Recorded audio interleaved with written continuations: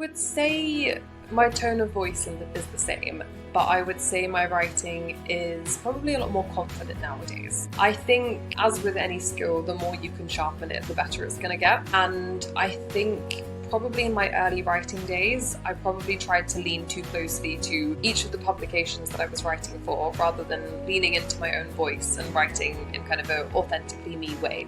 And I think nowadays, now that I have been writing for so much longer, I think I'm less fearful of someone reading my pieces and being like, oh, we wouldn't say it like that, we would change it to this tone of voice. And I just write things as if they are coming straight from my head. So I like to think now it's a good balance of being hopefully quite evocative, very detailed, but still very much distinctly my voice. Okay.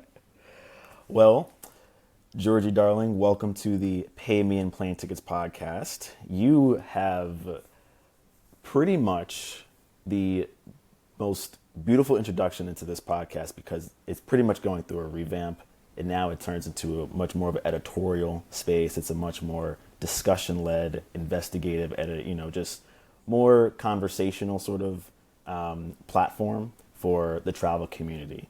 And I'm glad to have you on because you're the founder of the Freedom Route.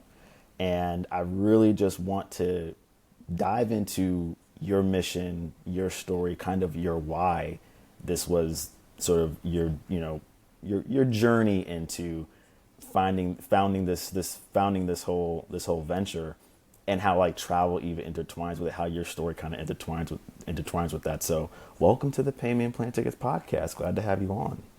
Thank you. I'm very excited to be here. I love talking about travel. I feel very lucky that travel has been my entire career history, and it's the thing that I love the most. So to be able to combine both of those, and then to chat with people who also love travel and have made it their lifestyles, it feels like a very, very lucky thing to be able to do. Yeah.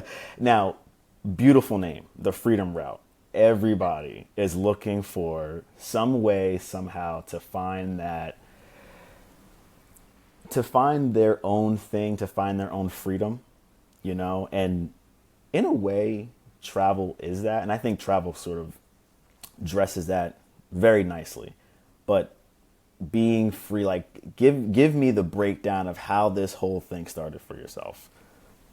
I mean, the name for the Freedom Route actually came from my mum, because no one in my family has a good sense of direction. My mum arguably has the worst sense of direction of us all. And when me and my sister were kids, anytime we had to go somewhere, we would always get lost. And my mum would be like, we're not lost, we're taking the scenic route. And we would always end up taking this very convoluted, completely off-track direction to where we were supposed to be going. But we'd always look at it and be like, okay, it's not the most efficient route, but it's the scenic route. And when I was thinking up the name for my business, I was thinking, what is important to me? And the most important thing to me is freedom. And when I look back at my career history, I had opportunities to go into things that weren't to do with travel, or that maybe weren't the most, high-paying opportunities. But for me, I was like, I've always wanted to have a job that's allowed me to travel. I've always wanted to have a job that's allowed me specifically to do travel writing. And then when I started my coaching business, I thought, okay, so it may not be the fastest route, but it's the freedom route. It's the route that's allowed me to have this incredible lifestyle where I can visit all these countries and help people to do the same thing along the way. So my route originally was in journalism, and then journalism moved into branded content and copywriting, and then that moved to me getting stranded on a tiny Indonesian island just before the pandemic, which is where I started my freelance travel writing business, which then eventually led to me starting the coaching business as well. Oh my God. That's a journey. Yeah, by no means the most efficient route once again, but we've had fun along the way. Okay. So pretty much, yeah, a packed journey there. When it comes to getting into freelance writing, does it all kind of start from a love of writing in the beginning, or was it kind of later in your growing years or later in your years you realize, okay, actually writing is how I can better express what I'm living through or witnessing? Or was it kind of from the jump you always had a taste for writing? I've always loved writing, and it's always come very easily to me. I remember when I was a kid, I would get given notebooks, and I would get given these like starter packs of how you can write a book and things like that. And it was always such a joy to me to be able to open this brand new notebook and just start new stories and write down new ideas and things like that. And it was also always the thing that I was best at school. And it's funny because when I was younger, when I thought about what I wanted to do with my future, I was like, I want to be famous. And I didn't really think about how I would potentially go on to be famous. And then I thought maybe eventually journalism could be that path. And the desire to be famous very quickly fell away. But what remained was the writing part. And I thought, okay, so, I'm not fussed about being famous anymore, but I would quite like to have maybe some kind of audience, to have some kind of, I don't know, platform where I can share my travels with people and talk about the things that I find exciting and maybe inspire people to do the same thing. And that audience section came way further down the line than the writing did. But it meant that when I was at school, everything I did was focused on writing. And when I looked at what my university degree would be in, that was also focused on writing. So I did a journalism degree. And then as soon as I graduated, got a job as a journalist and then kind of spiraled from there, really. Wow. Are there any things that inspire your writing? Is there anything that kind of, piques your interest when you think about maybe a piece that you want to write, or probably a story you want to tell? Are there certain inspirations that kind of pop into, your sort of like inner workings that kind of make it, okay, the juice kind of gets flowing once you kind of are witnessing something, or there's something that you observe, I think there's different things that factor into it. One of them for me is I love writing pieces that are very evocative. So pieces that you can read and you can almost imagine how each of your senses would be feeling if you were in this situation. So one of my favorite pieces I've written was for this British tour company, and they wanted a guide on Vietnam. And I traveled from Vietnam top to bottom twice. And I got to write, it was like a foodie experience in Vietnam. And I got to talk all about the different food specialties in the north and the center and the south. And it was so much fun to write because having just returned from there when I wrote this piece, I really got to daydream about all of the specifics, like the smoke in the air and like the zinginess of the salads that you eat there, and going on like this little coconut boat up and down the river so I could make pancakes with some guy who ran a cooking class there, things like that. So I really love with my pieces to just really go deep on all the details and to think about how I can make someone reading it feel like they are there as well. And I think the other part for me is writing about places that people may not get to experience and kind of show a different side of them. So I was very fortunate. I got to go to Iraq a couple of years ago. And my ex-boyfriend was born in Baghdad, and before we broke up, I went out there to visit his family for a week or so. And it was so interesting because most people, when you think of Iraq, you just think of like, I don't know, an ex-war zone. And, you don't imagine necessarily that there's this incredible country with so much culture and such beauty and an incredible food scene and things like that. So I really loved being able to go there and then to write about that afterwards, because I just got to jot down so many notes of really interesting things, like the ice cream parlor that my ex-boyfriend's parents had gone to when they were studying medicine in like the university next door and stuff like that, and just really showing people a different side of these places. Yeah, I mean, Iraq, I would have never thought that another type of story can be told. And this is why the community, just the world, needs more Georgie Darlings to write these different type of stories that don't get told on the mainstream, or even within the mainstream of the travel sector, sort of as a grouping. About how often do you get to sort of go to, I would say, the less marketable places and kind of be able to kind of, truly immerse yourself into that world or that society and be able to kind of tell a great story out, or extract the story out of it? How often does that happen in sort of your world? If I'm honest, not as much as I would like it to. I think I am pretty well traveled. I think I've been to 50 or 60 something countries now, but most of those have been fairly conventional ones, I would say. Like, what I do like to do when I travel is to spend a lot of time in one place. So ideally for me, I can spend at least 1 month in the places that I go. And I have been able to go, I guess, a bit more off the beaten track in some of those places. Like, I spent almost a month solo traveling around Morocco when I was 21, a very long time ago now, and just got trains and buses around. And I've been to, I don't know, other parts of Eastern Europe that are not, I guess, too unconventional, but I've really tried to get to know the communities there and to go a bit more off the beaten track and say yes to opportunities and, I don't know, spending time with people that I wouldn't necessarily have, I don't know, have been able to had I not looked for those opportunities, I guess. But I take a lot of inspiration. There's a writer who is a friend of mine from when I used to live in Bali a few years back called Janet Newenham, and she runs like group tours mostly for women in really really unconventional places. Like she goes to Syria, she goes to Yemen, she goes to Iran, like completely off the beaten track. So I look at the places that she goes, and she's gone viral quite a few times for like going to these places, especially as a solo female traveler. And I think she's a perfect example of people who do really go off the beaten track that I could only aspire to be like. Okay. And I'm glad to hear what I'm taking away from it is that, before you even were able to get to, become, coaching yourself, there's people that are inspiring you that kind of have to coach you as well, that kind of are leading you in a particular, in the proper direction as you're growing in this world. So my next question is, how close is the travel writing community? Is it a close community? Is it kind of fractured? Is it kind of like you're bringing everybody together? Like, hey, we're all in this. It's an interesting question. I think it's simultaneously huge and pretty small in the sense that it's huge because obviously there's what 200-ish countries, and there are millions and millions of people, I guess billions of people all over the world wanting to explore these countries. But I think what I have found on my travels is that people do tend to follow kind of similar paths, or depending on where in the world you are, you do find that you do cross paths with people multiple times. Like when I've been backpacking around parts of Europe, for example, often you'll meet people and they'll have mutual friends with someone that you met like 3 countries ago.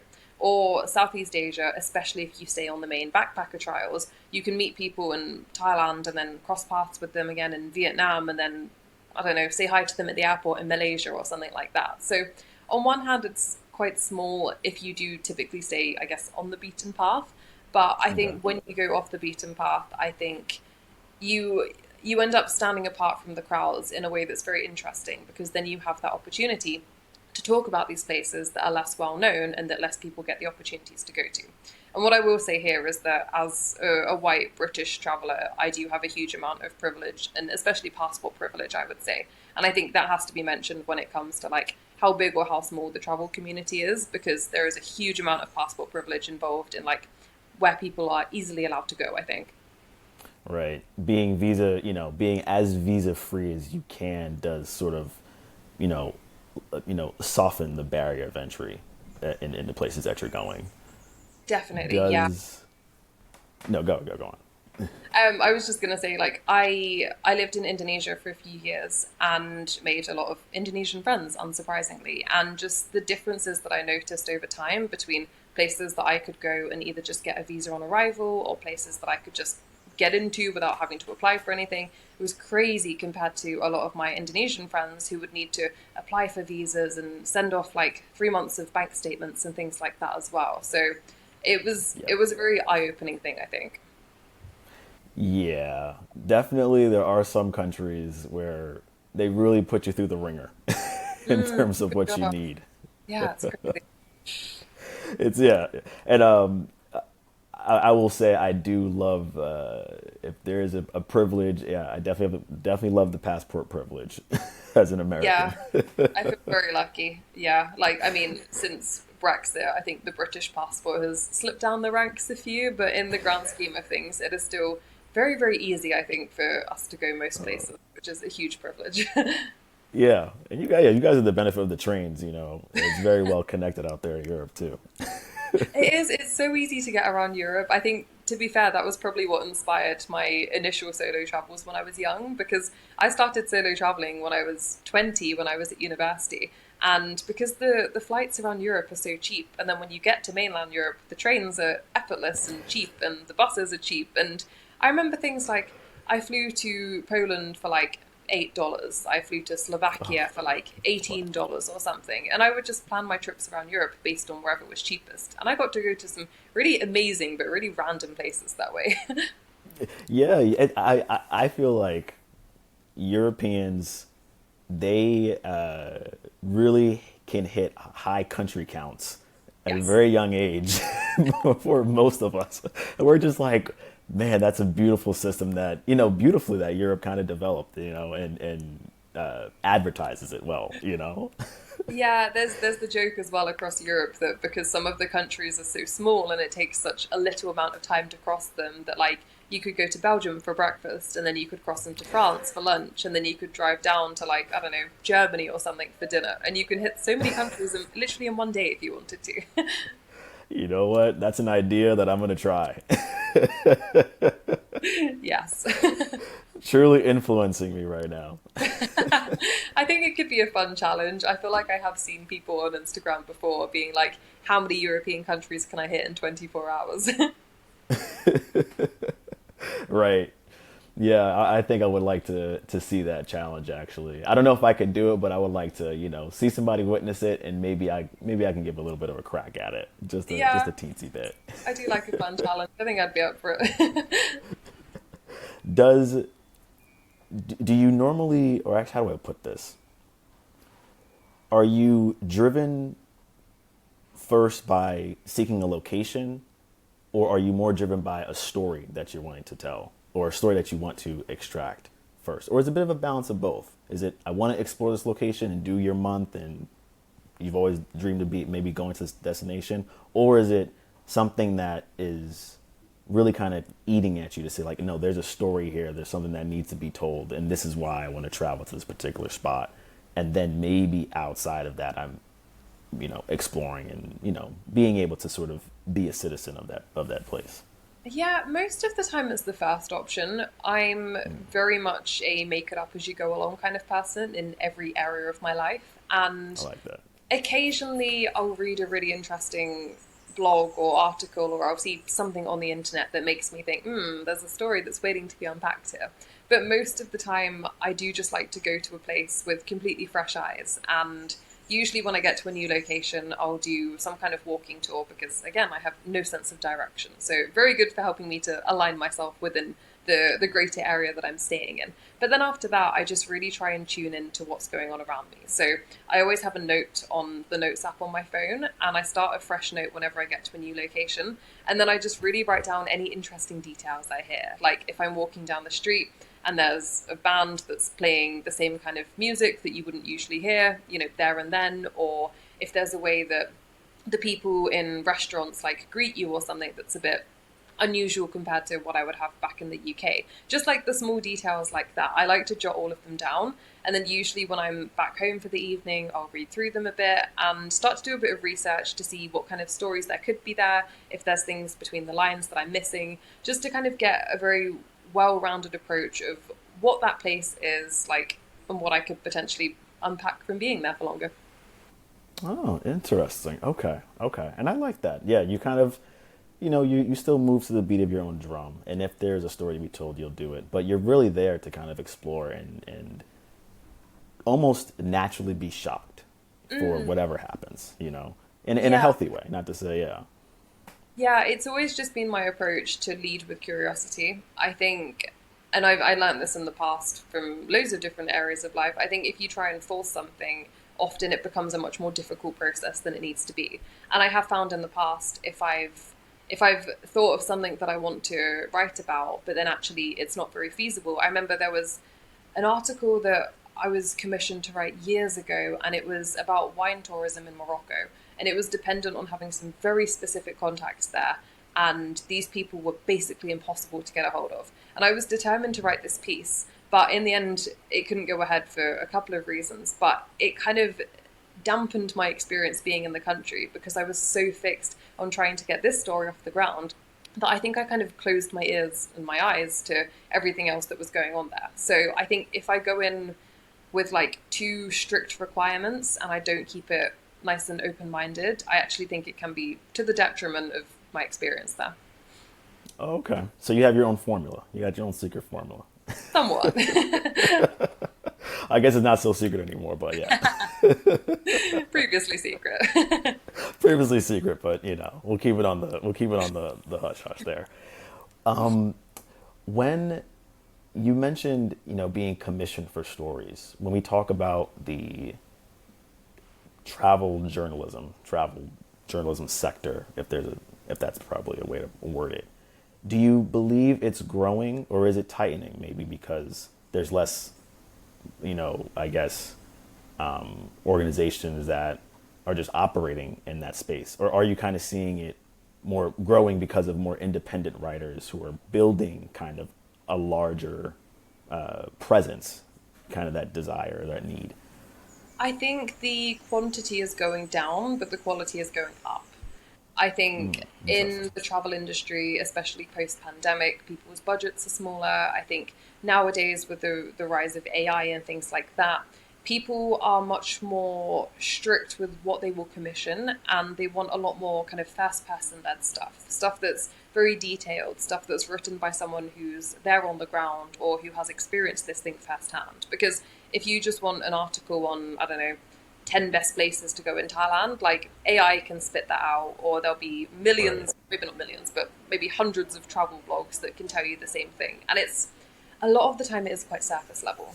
And while years ago it was relatively easy to get that kind of stuff commissioned, even if it wasn't for a huge amount of money, I think nowadays a lot of the brands that I work with, they want stuff that is a lot more specific, that is going to talk a lot more about not only where I should go in Thailand, but which restaurant I should go to when I'm there. And if I go to this restaurant, what is it on the menu that I should order? Or whereabouts in the restaurant should I sit for the best views and things like that? Just the level of detail that you don't get from those surface level pieces. I think that's what people are looking to commission nowadays.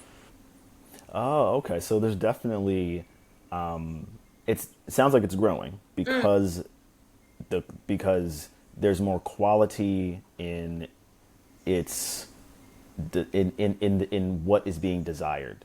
There's much more opportunities in that arena, and so it does sound like it's growing. And I only see it from probably the bigger, larger news sources when I think about travel journalism. When you think of you have these large publications that only probably talk about travel once a week, maybe a couple times a month. So I've always wanted to know if it is still kind of this, emerging sort of business or, sector in a way. When I think about, or when I run into a lot of travel influencers, and you're more on the writing and the sort of the storytelling side of this, but I always tip my hat to it because it's a hustle. There's this travel is so beautiful that people kind of get lost in it, thinking it's very just this laissez-faire, just life is so great, everything is wonderful. But truly, when you meet individuals such as yourself, hey, there's a grind. There's a grind behind the scene, and I would like for you to speak a little bit to that, if there is if that actually exists, in your space. If it's like, hey, look, there's a reality to what you do. It looks yeah. nice, but there's a reality to it. Yeah, I mean, you're spot on. And it's funny because it's the whole thing of, you do something you love, you never work a day in your life. But actually, that's not true. I think I do what I love and I work most days of the week. So, but it's tricky because I do work a lot, but I also really love what I do. So, in a sense, I am spending the time doing it. But even when I stop working, I'm like, ooh, I could write something, or like I could go to this place and potentially write something off the back of that. I'm kind of still doing it subconsciously.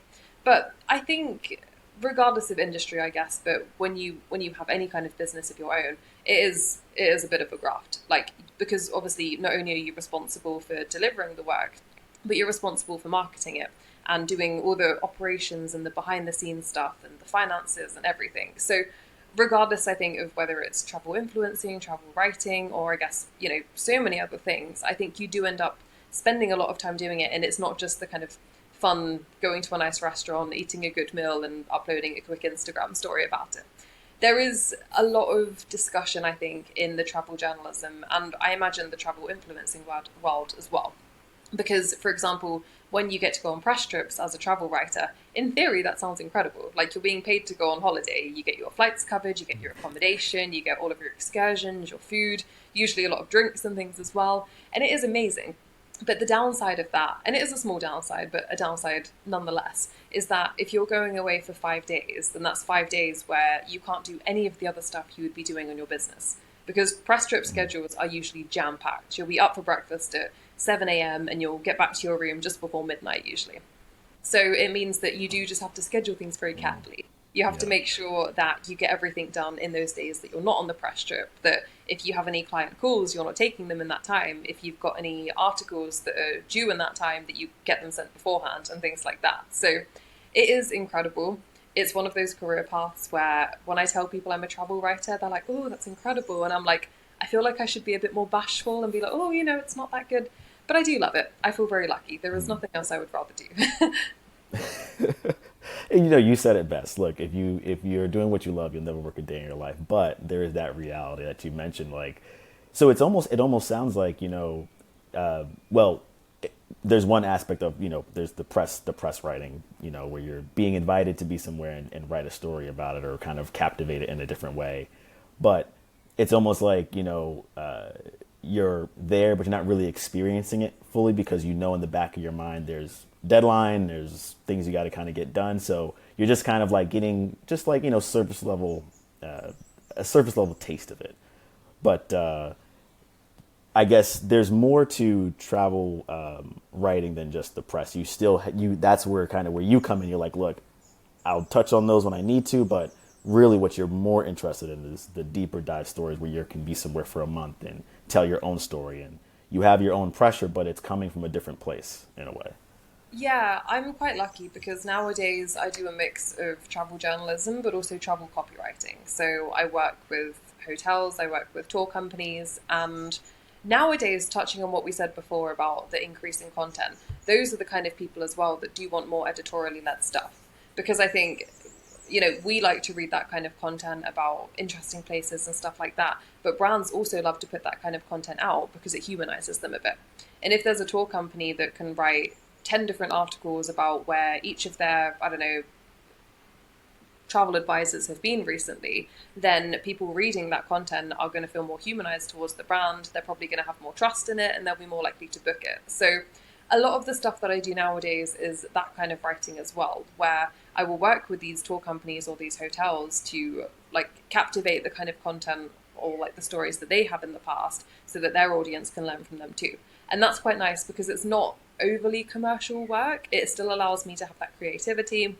It still allows me to really take a deep dive into either the places that I've been or the places that the travel advisors, for example, have been with a lot of research. But yeah, it's different to travel journalism, I think. But fortunately, it typically pays quite a bit better than travel journalism as well. The money does look a little brighter on that side of the street. It always does in the travel world, I think. The commercial stuff and the copywriting is usually a lot better paying than the travel journalism, just not as fun. True, I guess. Yeah, there's multiple sides to the field. There's multiple angles you can kind of position yourself in. So you don't always have to be on that side of it. You can go and do some other things and give a break or get a break and try some other areas within the travel journalism space or whatnot. Yeah, and Is it variety. wrong? Oh yeah, go. No, go. Because I always have like a gazillion questions, but I always gotta let No, you I guys just just talk. yeah, no, I think variety is the spice of life with these things. I think I would probably get quite bored if my travel writing was restricted to one specific type. So yeah, I like to mix and match. All right, I dig it. I'm digging the mixing and matching. Is it wrong for me to ask, do you have a favorite story and location? Or is it, hey, all my stories, they're like my kids, I love them all equally? But you know what? I've never been asked that before. It's hard to think back of my travel writing because I have been doing this for 11 years now, I think. So, and in that time, I've explored 6 continents. Like I've lived on 3 different continents. So it's hard to kind of go back through the library in my head, I guess, of things that I've written. I will say that Vietnam Okay. one that I mentioned earlier was one of my favorites, just because it was quite a prestigious company to write for, but they gave me complete creative freedom. So they just said, like, you've been to the place, you know it best, or, in comparison at least. So just write whatever you think is most suitable for this. And that was amazing. Like, I love the pieces where I can just have full creative control and I can just write however I want to write and however I think is going to best talk about the place that I'm writing about. Oh, okay. So basically, the vault's so deep, it's like, wait a second, they all kind of are very special in their own way. It's tough to sort of pinpoint the one that was, oh, this was the one, I was on it. Yeah. This is my baby. I mean, when I look at the things I've been writing more recently, so recently I have been doing more of the kind of tour company, like, I guess ghostwriting it would be called in a way. And I did get to write this piece recently, and it was for the founder of this luxury boutique travel agency in the UK. And it was a series of content that I was writing for their newly launched website to just talk in more depth about the expertise between each of the founders of the company. And one of the pieces I got to write, it was basically all about the founder's love of travel. And it sounds maybe quite a short topic to write about, but just the level of detail that she went into and the places that she mentioned and just the passion that I understood from talking about her. I was like, I love this because I could be writing this fresh out of my own head. Like, she had this incredible experience of going all over the world. And it's just that thing where when you meet a stranger and you find that you have a randomly huge number of things in common. It was like that writing this piece. I was taking her words and then writing it in her voice and things like that. And I was like, this is incredible. I feel like I'm just almost talking to myself in a way. So that was very fun to write for a completely different reason. That's beautiful. Okay, okay, I like it. And would you say, or does this exist in writing? Has your writing style changed from when you perhaps first started writing or getting into this?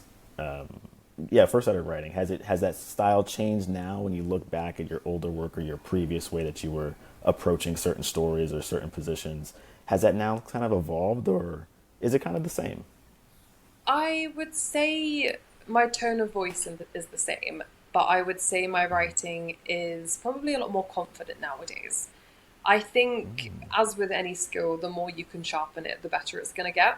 And I think probably in my early writing days, I probably tried to lean too closely to each of the publications that I was writing for rather than leaning into my own voice and writing in kind of a authentically me way.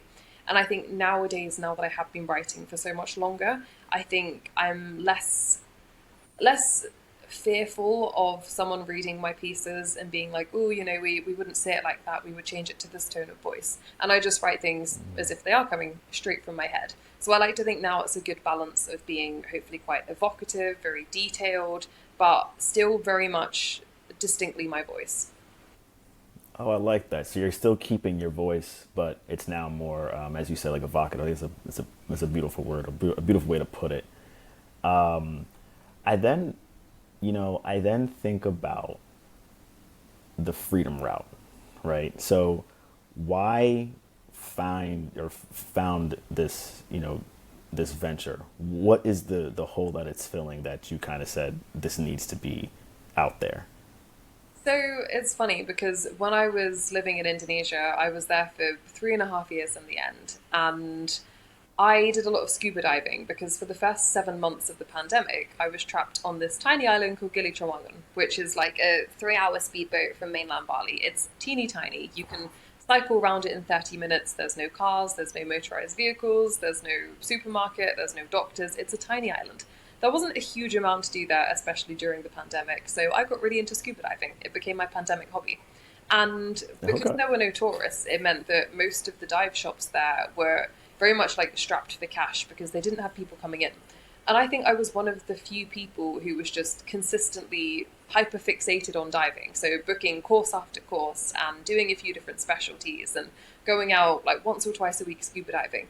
And each time I would go out diving, I would get chatting to different people on the boats. And they became my friends over time. And they'd say to me, like, Georgie, how, like, in the nicest way, how are you affording to book all of this scuba diving, like, courses and lessons, like, week after week? And I was like, I've been doing it through my freelance writing. And none of these people from memory were writers. They all had obviously different skills, different hobbies, different experience, but I was sharing with them all of these resources about how they could start working online or different like Facebook groups they should join to look for remote work and things like that.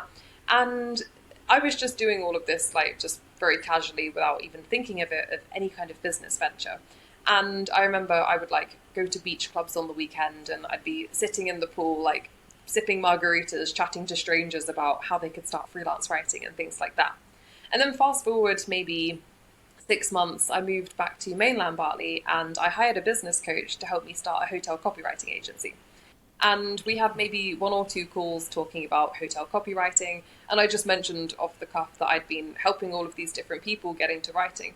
And she was like, Georgie, why are you trying to start an agency when you could so easily just start a coaching business? And I was like, oh, I don't think I want to be a coach. I was like, being a coach in Bali gets a very bad reputation. And I was like, I don't want to be another one of the hundreds of people who moves to Bali and becomes a coach. And to cut a long story short, that's what I did.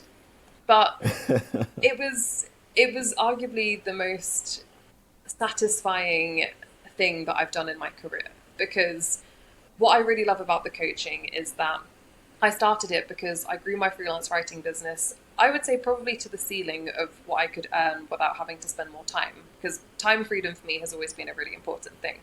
And when I reached this cap of capacity, I thought, okay, so what's next? And then instead of starting this hotel copywriting agency, I started the coaching business. And it meant that I could take all of the expertise that I'd learned over time of learning how to grow a freelance writing business and have this kind of life of freedom of being able to go scuba diving a few times a week and, live in Bali and all of those kind of things. And I could then help other women to do the same thing.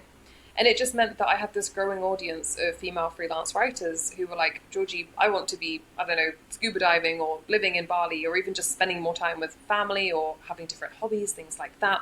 And the freedom route just grew from this desire to help other women like develop the same freedom-based lifestyle that I'd managed to grow. And it really spiraled from there. It was never meant to become its own business, but I ended up doing one-to-one coaching for quite a while, had a 4-month waiting list at one point. Then I started group coaching to kind of start working with more people in a shorter period of time. And then I started a membership. I've got a big community now and things like that. So yeah, it was never meant to be a business. It just kind of grew into one. That's and that normally is what happens. You basically everything I'm hearing from you is beautiful because it's you're kind of leaving the door open and a ladder down. So you found a way to make it in this business, and then now you also notice that there was a community that kind of just needed guidance that you're sort of nurturing and saying, hey, look, I've done it this way. Let me lead you down on your right path. Maybe not your own path, but like you can find, they can find, themselves within your firm or your business.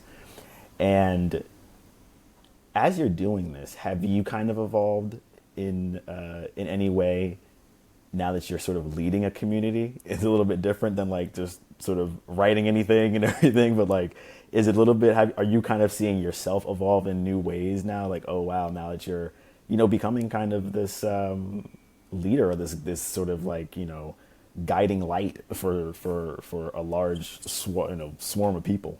Yeah, I have in a few ways, and it's been really interesting because, again, that was never the focus, but it's just been a wonderful byproduct of this. I think it's really helped me with my confidence because now I have an audience at the moment, I would say, of around 50,000 people, which in the grand scheme of things is not a lot. But for me, thinking that there are 50,000 people, potentially sat in front of me reading the words that I write is somewhat intimidating, but mostly very empowering. And I think that confidence has really come out in the way that I talk to these people and probably the way that I then market my own business, and even I would say the way that I see myself. So that has been really, really exciting.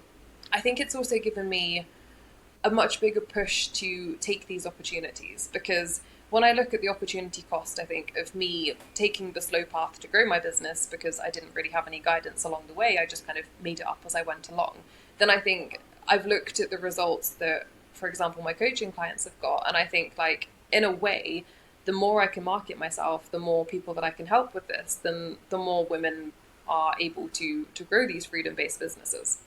And I think the other one that's been very interesting and also very fun, I would say, recently, is one of my goals like this year especially, has been to stick to a consistent 3-day working week. And spoiler, that hasn't entirely happened this year, but I have given it my best shot.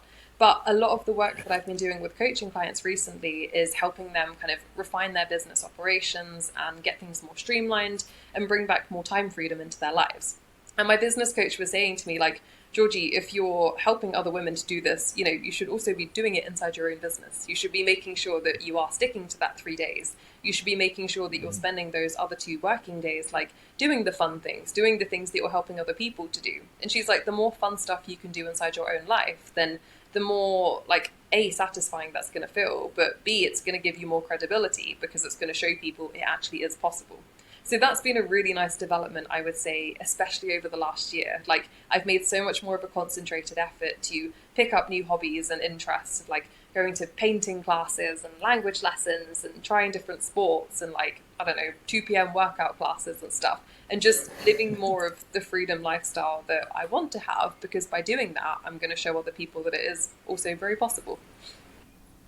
Oh, sort of like you're finally, taking the medicine that you're also prescribing. Yes, It's like 100%. yeah, in a way. Okay. You mentioned confidence a lot. When you, I guess, is that like a major sort of struggle for not just yourself, but for also a lot of writers in trying to find their confidence in their writing? Because you have the community to kind of like now kind of poll in a way, or sort of like a database you kind of have now. Is that kind of common, or is it, kind of unique? I think confidence is a huge thing. I think often people don't pinpoint that confidence is the problem, and they look at the other actions that they should be doing more of, and they tell themselves that they'll do these things when they feel confident. But they don't often realize that confidence comes from doing the thing and, proving that evidence to yourself that you can do it and building the confidence. They instead just wait for the confidence, but they don't necessarily pinpoint that it is the confidence that's missing. They blame it on like bad lead generation or, not enough time for marketing and things like that. So I'd say it's a huge thing. And I'd say it's something that really does hinder a lot of freelance writers from growing their businesses. But when people can't necessarily see that confidence is the issue, or when they don't prioritize it as something to work on, I think it really can have a huge negative impact. And I say this from my own experience as well. I think there are so many things that I look back on in my past that I just stopped myself from doing because I didn't have the confidence. And now I get very frustrated with myself for missing those opportunities, which I also think really helps to channel me to do the things so that I don't look back in the future and think like, why didn't Georgie do it then as well? Okay.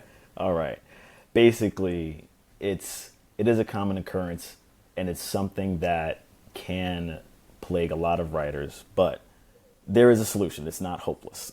There's a way out. Yeah, I think it is just building that evidence for yourself. I think our brains are naturally wired to stop us doing things that feel scary or that feel intimidating because our brain's job is to keep us alive.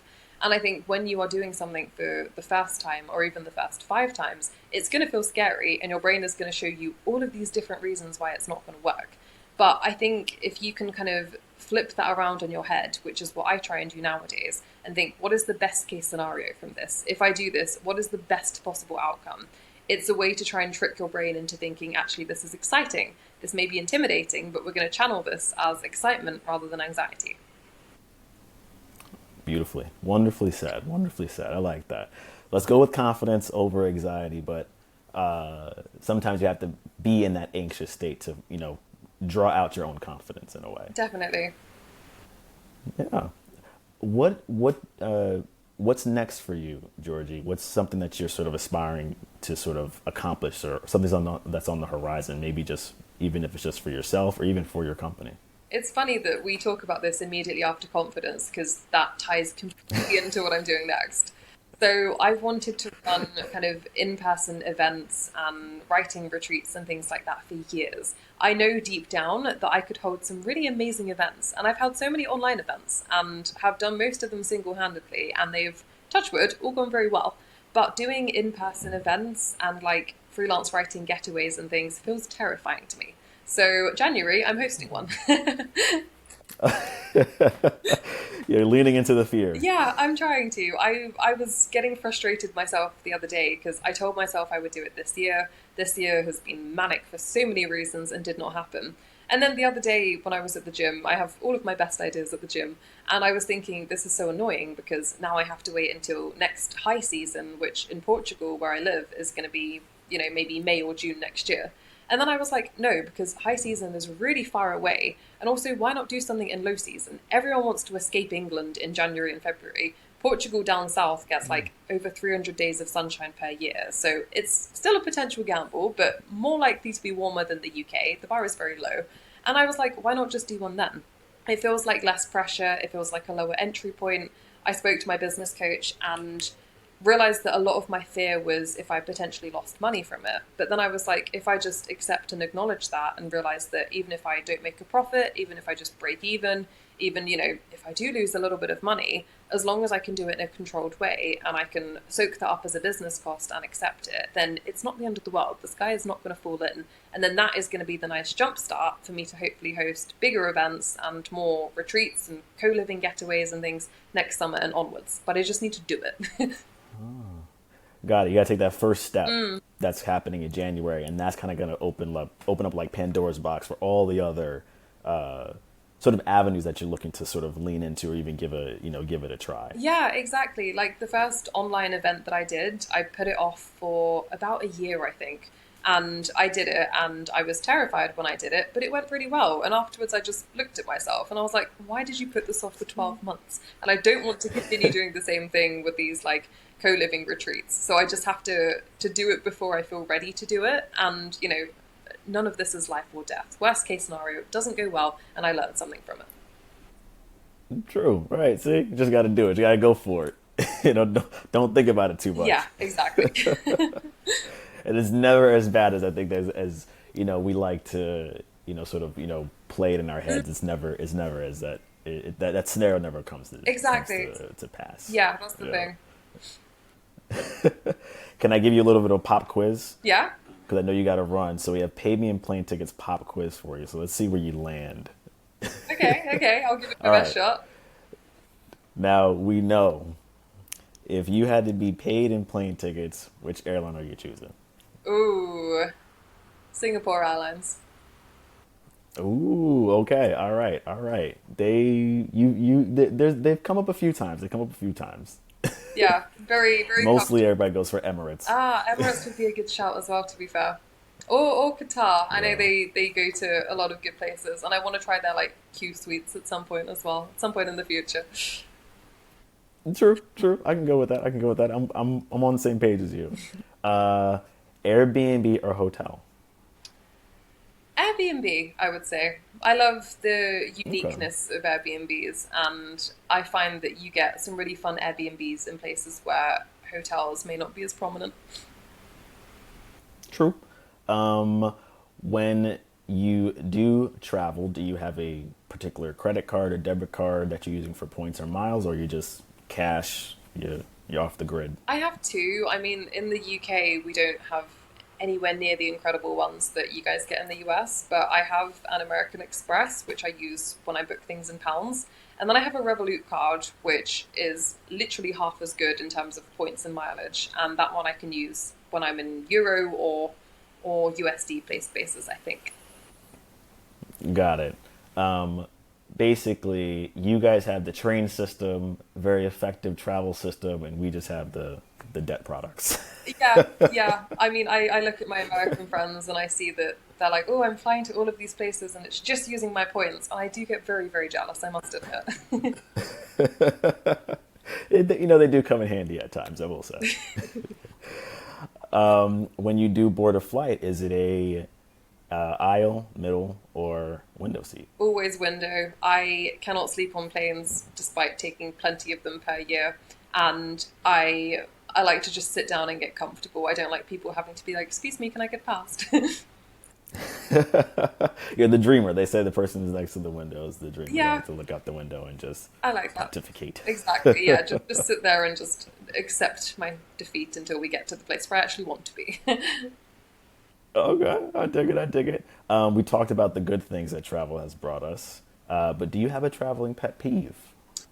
Ooh, you know those like travelator kind of escalators that don't go upwards, they just go along. You get them usually in airport terminals and things like that. People Oh who yeah. don't walk on Uh-huh. them, people who just stand still on those. I'm like, they're there to make you faster.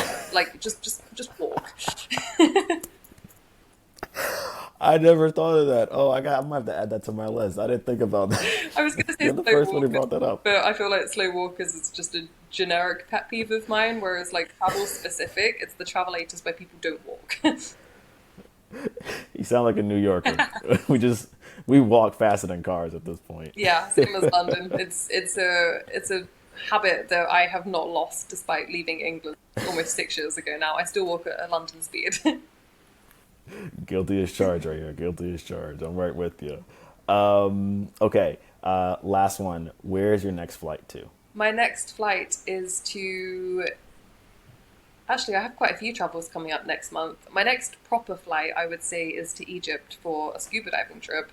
But before that, I'm going on a short press trip to Italy, and then I'm going on a 5 day trip to Santorini with my boyfriend and his parents. But those are just, I Whoa. don't want to say they're not proper Okay. trips because they are proper trips. But my next big trip is to Egypt and then on to Mexico.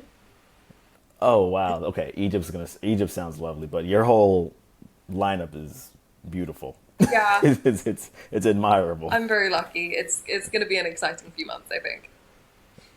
Okay, I'm excited to hear about it. We're excited to see all the stories that come out of it. Yes, I can't wait.